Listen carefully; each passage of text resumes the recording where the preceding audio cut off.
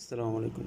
ধরুন আপনার কাছে একটি ডাটা সেট আছে এবং আপনার বস আপনাকে যদি বলে এখান থেকে নামগুলো আর আইডিগুলো সেপারেট করে এখানে লিখতে, তো আপনি এটা সরাসরি না লিখে খুবই সহজ একটি ট্রিক্স ব্যবহার করে লিখতে পারুন। প্রথমত আপনি পুরা কলামটা সিলেক্ট করবেন।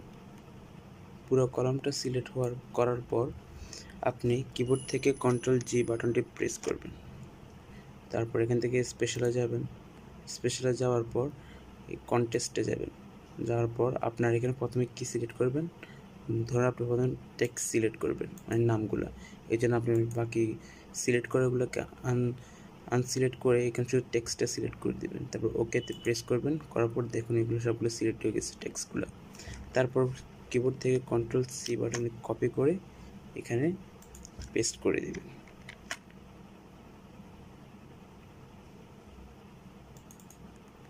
ঠিক একইভাবে ধরুন এবার আপনি সংখ্যাগুলো সিলেক্ট করতে যাচ্ছেন মানে আইডিগুলো, তো আপনি আবার এগুলো সিলেক্ট করবেন। পুরোটা সিলেক্ট করার পর Ctrl+G বাটনটি প্রেস করে আবার এখানে স্পেশালে যাবেন। যাওয়ার পর কন্টেস্টে শুধু নাম্বার সিলেক্ট করতে যাচ্ছে, যে নাম্বারটা রাখি আর সবগুলো আনসিলেক্ট করে দেবেন।